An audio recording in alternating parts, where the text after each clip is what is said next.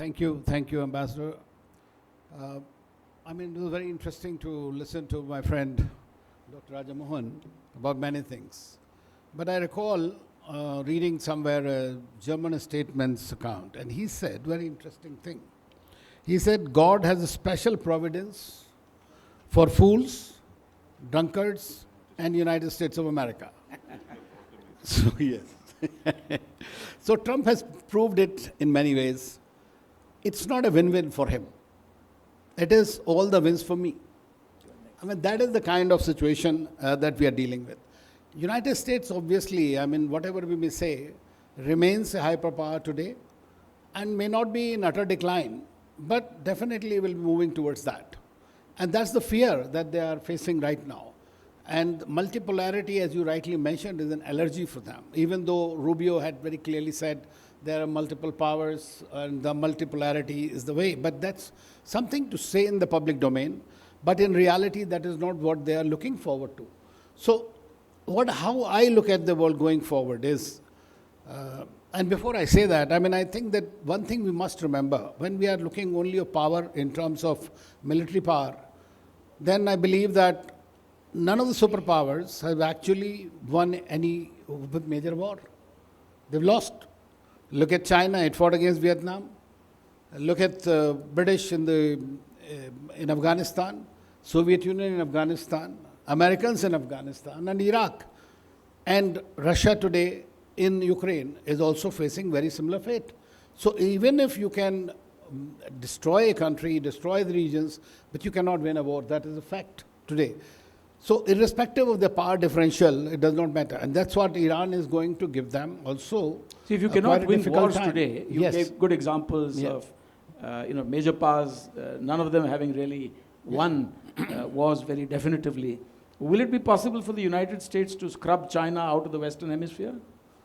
Well, it's trying to very hard. What we have seen is that, but what they're trying to do, you were mentioning, what I'm saying is that we are heading towards a Cold War 2.0 kind of a scenario. And that scenario will be different than the Cold War 1.0 in the sense is we will have a geopolitically and geotechnologically major rivals in China and United States, and geoeconomically we'll have very many actors. So there will be a multipolarity in the geoeconomic sense of the term, but in terms of the bipolarity, we are heading towards that. And that's why President Trump very clearly says he prefers G2. He likes to talk to China and accommodate it to a greater extent. It has done so. But about 2 weeks ago, Professor Yenxue Tong of Tsinghua University was in Delhi, and I think Raja, you and I were somewhere there with him for dinner at the IIC, and he had given a lecture at the IIC. Now his view was that there can't really be a G2 because the rest of the world is with neither of them today. No, well, and everybody is hedging, as Raja said. Everybody is exercising strategic autonomy. How can you have a G2? I look at it differently. I look at it that China does not want a G2 because that's not what they are aiming for. They want to become G1. It's not there. Their basic game plan is very different. They may not reach there. But eventually they are going very much. And that's precisely the reason they are looking for peace. They don't want a war. They don't want to get involved in unnecessary wars so that their progress and the path that they are taking is defeated. Like India, we are also looking to find some kind of a peace 10, 20 years so that by 2047 become Viksit Bharat. Would you say that China doesn't want to really be, I actually disagree with you that China, you said China wants to be G1. But with G1 goes global responsibility, leadership, etc. Does China really have that? It has the world's second, let me finish this question. It has the world's second largest economy, and it's a great economic power, but it's certainly not a global military power. And so how do you explain that? Well, now going forward, there's going to be very different kind of military, there are military experts who can tell you the wars are not going to be like that. Sindoor was one example.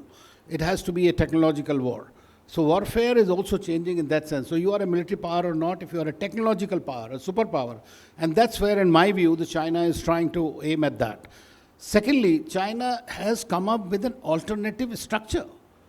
Global Governance Initiative, Global Security Initiative, Global Development Initiative, Global Cultural Civilizational Initiative. But there's which other country has? There's a pushback. No, there would be a pushback. Always there is a pushback.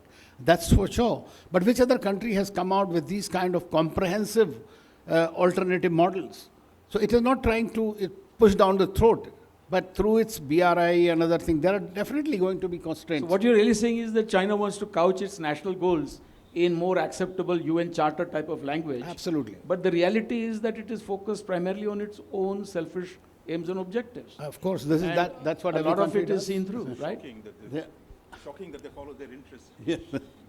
No, but this is precisely what they will do, or any other power will do. You see, power means coercion. I'll But come back to you. Chinese are a bit civilizational in that context, so they have understood that wolf warrior diplomacy is not going to pay. So they have done the course correction very quickly. Thank you. I'll